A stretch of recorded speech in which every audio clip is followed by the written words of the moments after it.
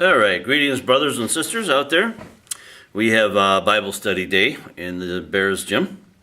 We are continuing through the book of Genesis. We are in chapter 25 today, and we've just about crossed the halfway point. And it's been a long haul, and eventually we're going to get it done, the entire book of Genesis. It's a big one, and it covers a lot of ground. And whether or not we just crack right into Exodus after we finish up Genesis, I'm not sure. We may continue our primary focus on one of the prophetic books. We've begun the series on Isaiah, and we also have a New Testament book going kind of parallel as we're doing Genesis here, a couple of them actually. And but with that, we're going to move into Genesis 25 here.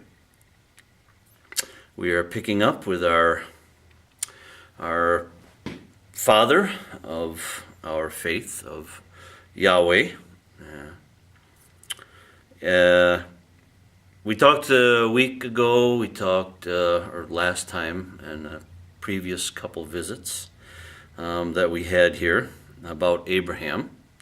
And he, throughout the course of his life, had one primary wife, that was Sarai in the beginning, and she fulfilled the name of Sarah in the end, through which she had Isaac.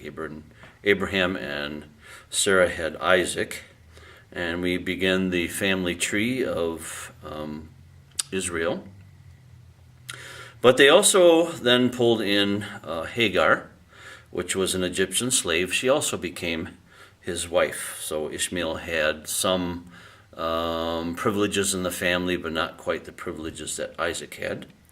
Abraham also had concubines. I'm not saying that's right and wrong. I'm just saying that's the way it was in the Old Testament. Okay, and he had concubines. And he had children through those concubines. The concubines were not allowed to leave the household. They were basically his wives. So he had numerous wives, but they didn't have the marital and inheritance privileges that the wives did. There's just a slight difference between them. But basically, they're not allowed to run off and be with other guys. They were part of the family. And so here we're going to get the name of a new wife, and it does talk a little bit about his concubines, but the priority and the predominance was given to Isaac. And with that all being said, we're going to continue in Genesis, and here we go, 25. Then again, Abraham took a wife, and her name was Keturah. And she bare him Zimran, and Jokshan, and Medan, and Midian, and Ishbak, and Shua. And now we're going to get just a quick little breakdown of their children. So that would be Abraham's grandchildren. And Jokshan begat Sheba and Dedan, and the sons of Dedan were Asherim and Lenushim and Lumim. So if you want some new names for your kiddies, those are some pretty snappy names. And the sons of Midian, Ephah and Epher, and Hanok and Abidah, and Eldah. All these were the children of Keturah. So this was the wife that he took in addition to Sarah. Sarah, if you remember, we blessed her into death and burial and on to her fathers in the netherworld, Sheol, paradise. And Abraham is kind of running without Sarah now. He has concubines, his new wives. And we have some snappy new names for your kiddies. And with that, we move along and we kind of see the predominance that Abraham gives to his most important son, and that was Isaac. And Abraham gave all that he had unto Isaac.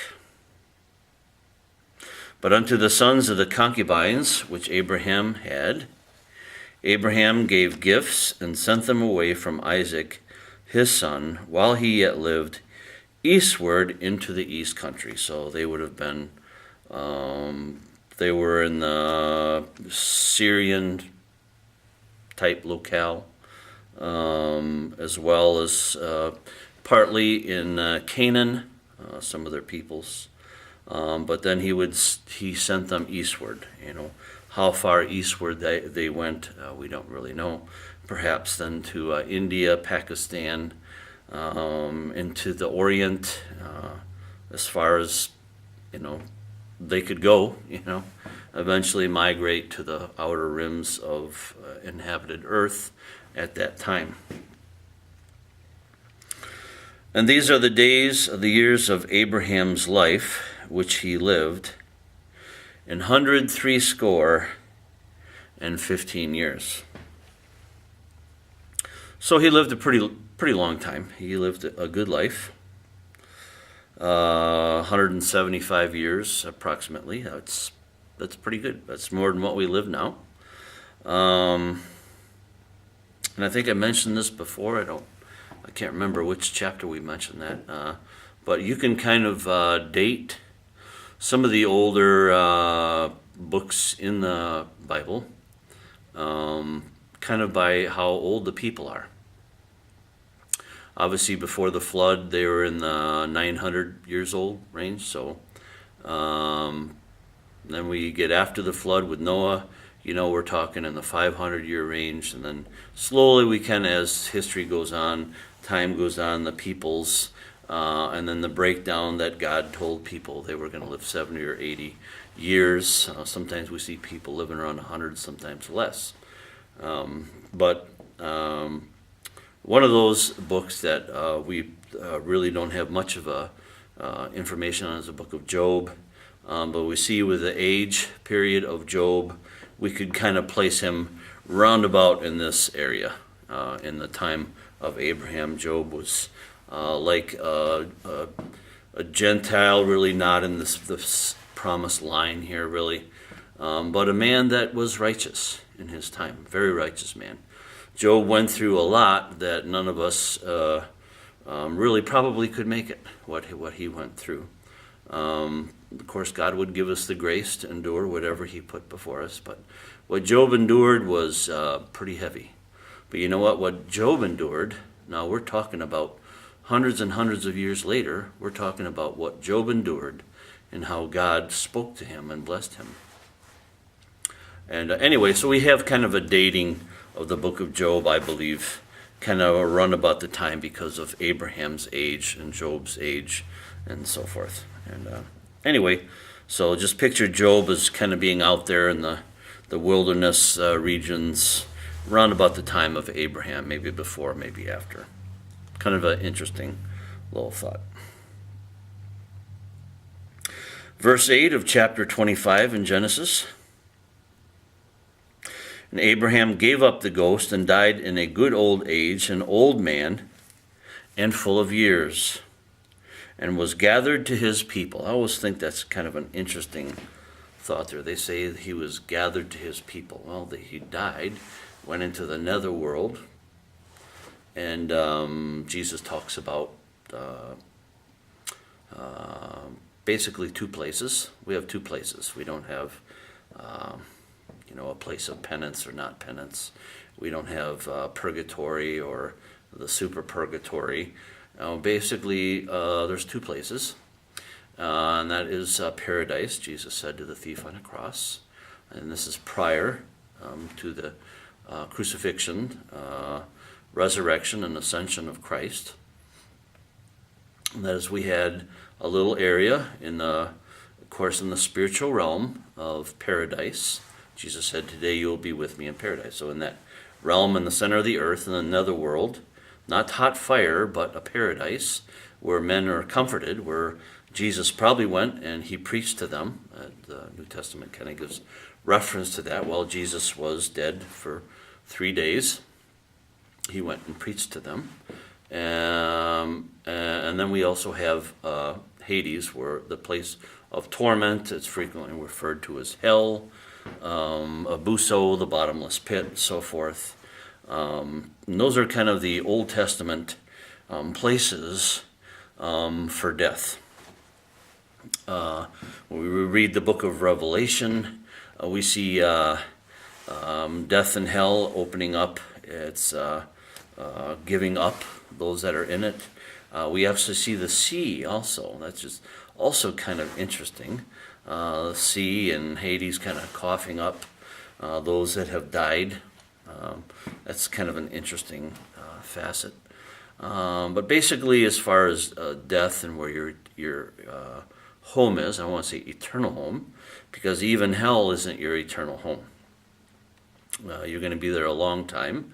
If you choose to disobey and turn your back on Jesus Christ and his gift that he lays before you, if you choose to give that up and live your own fleshly and godless life, that's your choice.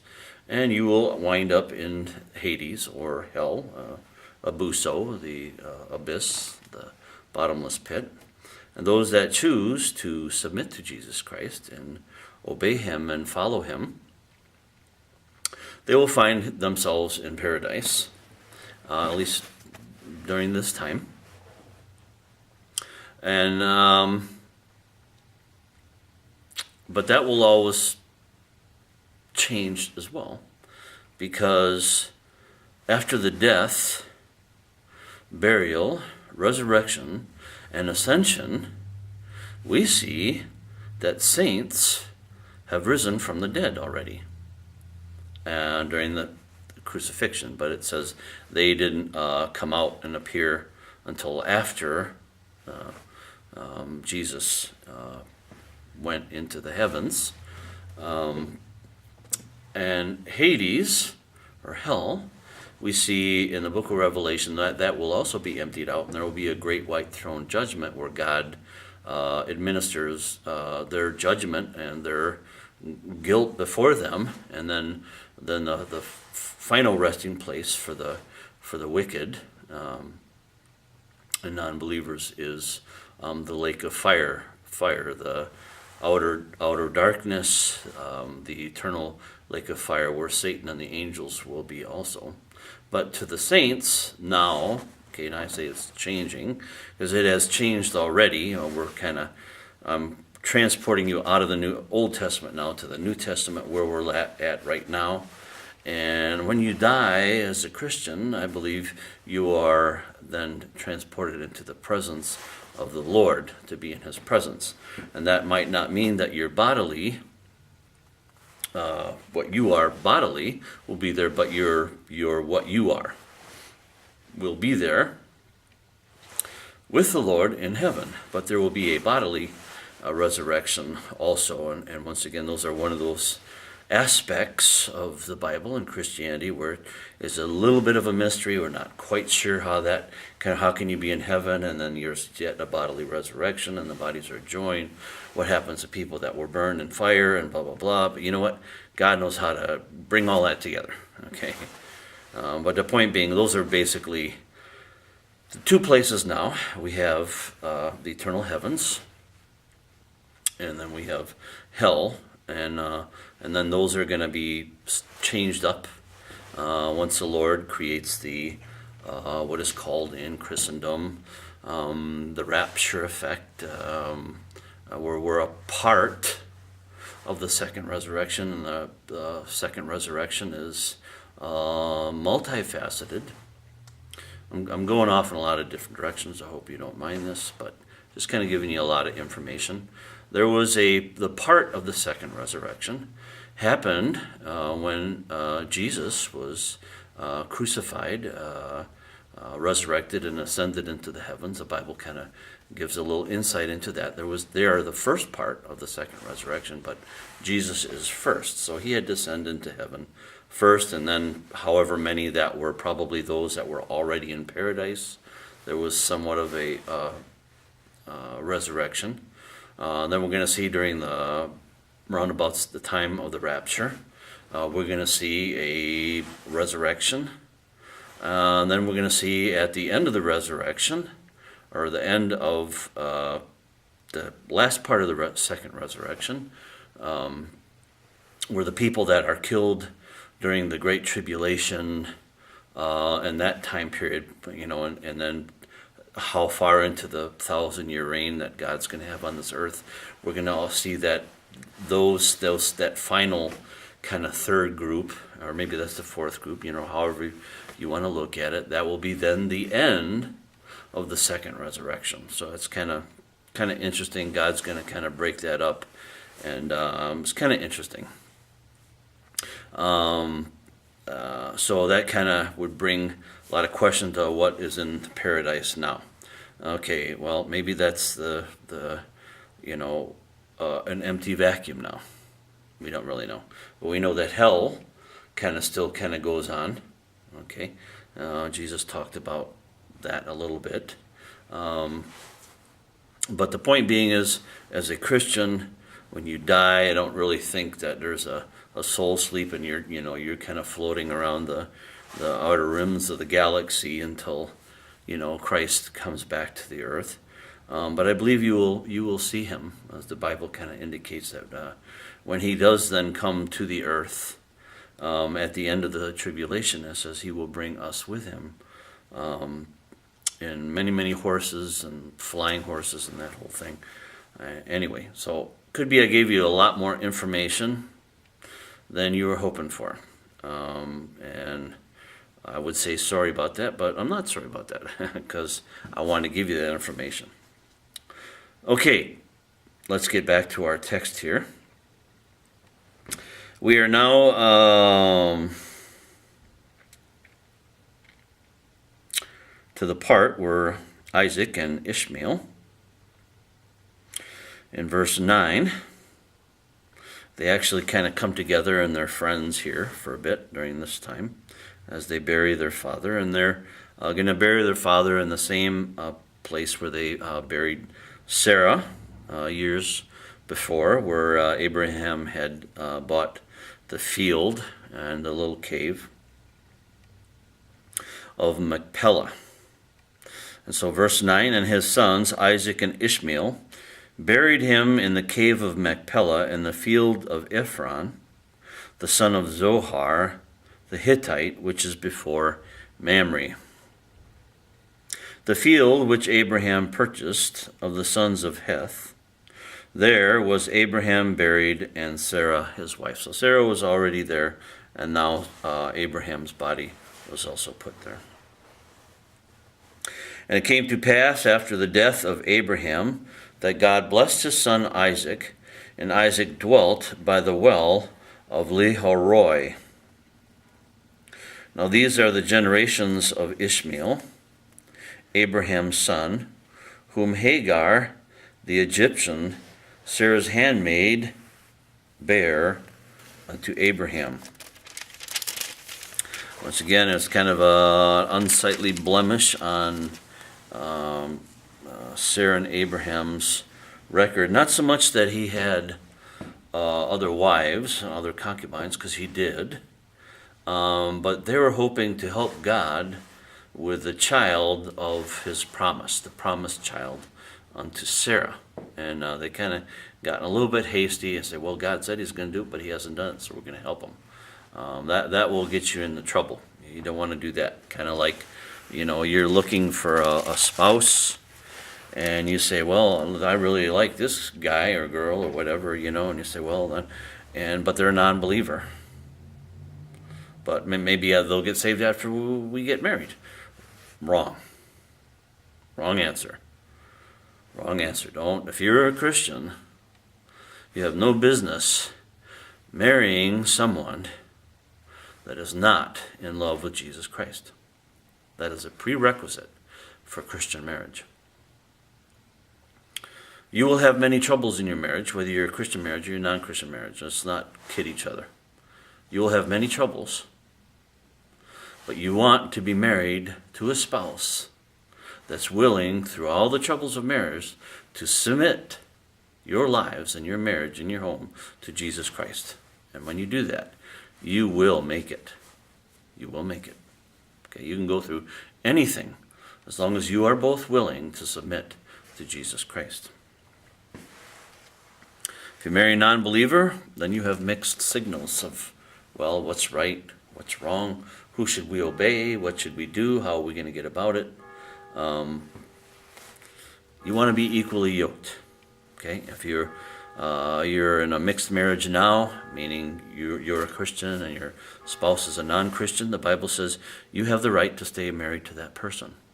But if that person wants to leave because they don't express your views of Christianity and faith in Christ, then they want to go live a godless life with somebody, the Bible says they are free to go and you are free to remarry. That doesn't mean you should drive them off because you want somebody else. The Bible doesn't say that.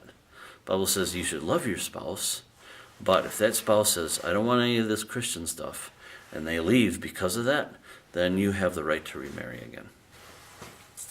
Okay, once again, I gave you more information than you were probably desiring, but you got it anyway. Okay, we're picking up with some of the offspring of Ishmael.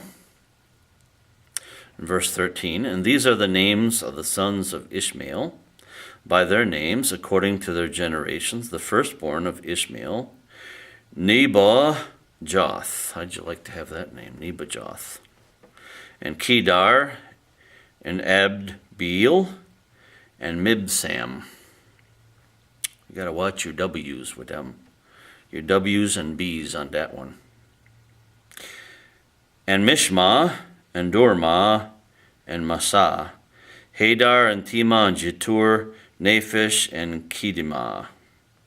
These are the sons of Ishmael, and these are their names by their towns and by their castles, 12 princes, according to their nations. So sometimes you talk to peoples from the Mideast, and they say, Abraham's our father too.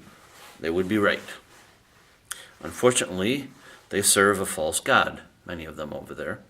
And you know who that is. And there is only one true religion through Yahweh, through Yeshua, Jesus Christ, and that's faith in him. That's the only religion on earth that's true, that God gave to man, that to be honest, real, and the final word of the truth. When you wander off into false religions and say that all roads lead to God, all roads don't lead to God, and you find yourself on a dead-end street in a false religion. And that's what many of them, that's what Ishmael eventually wound up doing. But Abraham is their father, just like to the Israeli nation. Abraham is their father. Verse 17, and these are the years of the life of Ishmael, 137 years, and he gave up the ghost and died, and was gathered unto his people. And they dwelt from Havilah unto Shur, that is before Egypt, as thou goest towards Assyria, and he died in the presence of all his brethren. So, God had mercy on Ishmael, and when Hagar was out in the wilderness, he said, I'm going to protect you, and I want you to go back to your mistress, Sarah, and submit to her and take your son back there, and that God had told her that he was going to bless her, and he did. And they survived, and Ishmael then had his own little people group for the rest of history. So God did bless them, but they got a little bit confused in the God that they follow.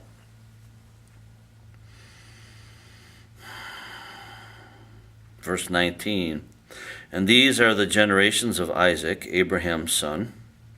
Abraham begat Isaac. Isaac was 40 years old when he took Rebekah to wife. So Isaac waited till he was 40. That's a long time to wait till you're married. But if you wait till you're 40, I didn't wait till I was 40, just so you know. I was in my late 20s when I got married. But he waited till he was 40. When you're 40 and you get married, you have a lot of wisdom that you don't have when you're a teenager. And when teenagers get married, it does get ugly. And because you have very immature people and adults that really haven't been tried and tested in this life, and they get married and they struggle, and a lot of times it's disastrous. Anyway, I'm not encouraging wait till 40. I'm just commenting. Okay, I'm just saying things. Okay. So he waited till he was 40.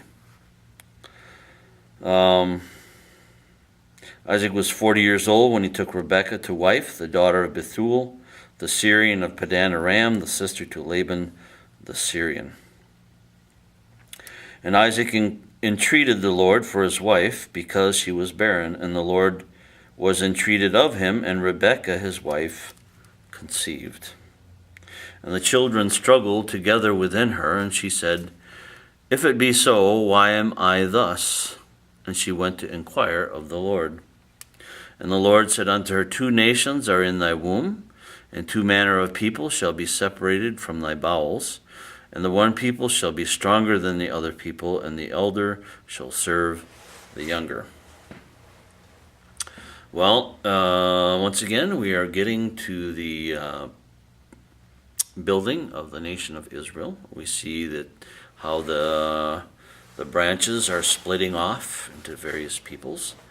And Rebekah is about to have the father, the real father, the final resting slot of the tree of Israel as it branches out its 12 little independent tribes. We're going to see Jacob, who is then later on renamed Israel.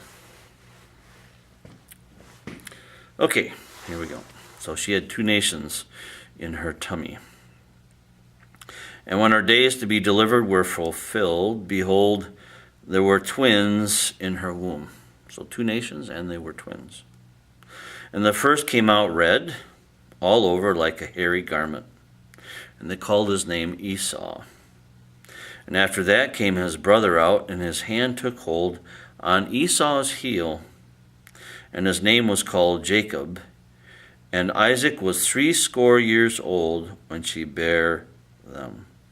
So when they got married, they were about 40. Isaac was about 40. And finally, when he had kids, he was about 60 years old. So there was like a 20-year gap there until they had kids.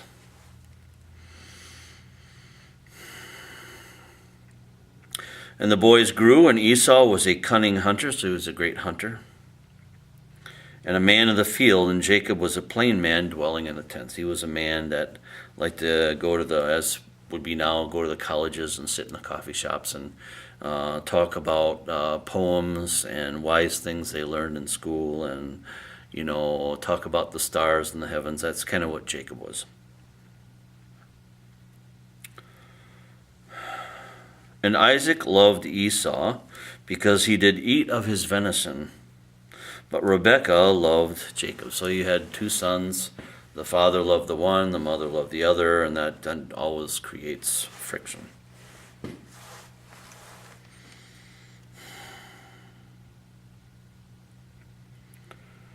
And Isaac loved Esau because he did eat of his venison, but Rebekah loved Jacob. And Jacob sod pottage, and Esau came from the field, and he was faint.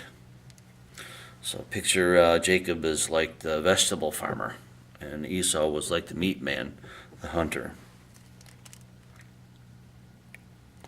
And Esau said to Jacob, Feed me, I pray thee, with that same red pottage, for I am faint. Therefore was his name called Edom.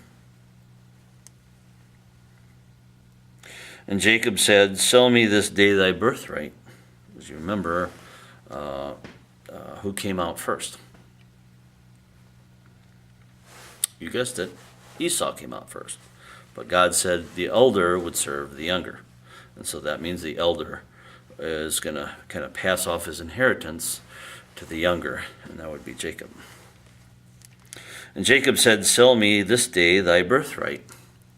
And Esau said, "Behold, I am at the point to die. What profit shall this birthright do to me?" When you get really hungry, you talk stupid.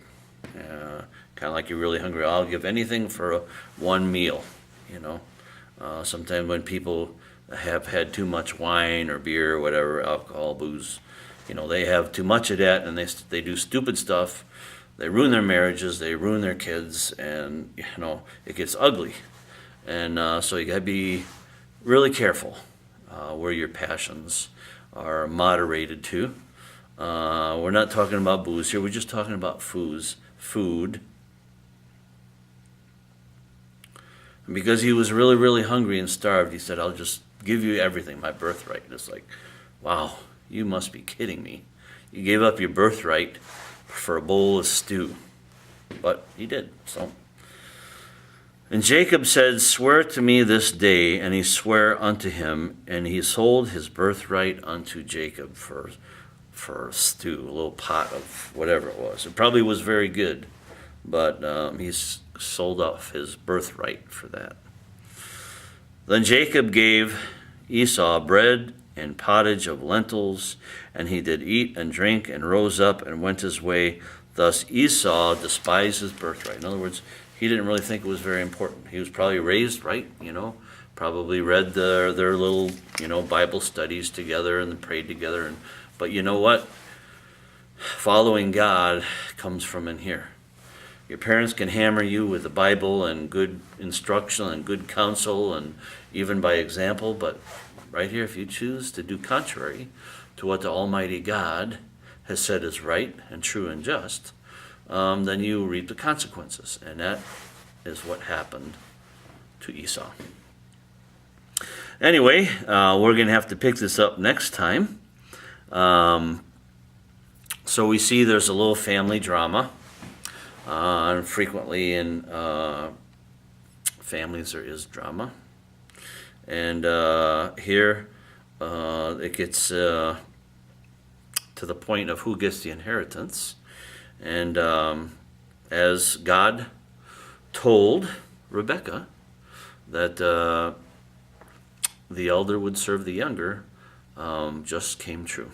And later on there's going to be a little skit where they send him off and to get, they put fuzzy stuff on his hand from goat skins and all that to kind of deceive them. But the point being is he willingly gave up his birthright right here. They didn't need to do all that. He got it. Okay. Anyway, if you're not familiar with that story, you're going to have to hang on until next time. But we're pretty much done with Genesis 25. And I hope you have enjoyed Genesis 25. We're going to pick up again next time with Genesis 26. And we're going to talk a little bit about customs in the Middle East. Isaac goes off to another land, and he calls his wife sister.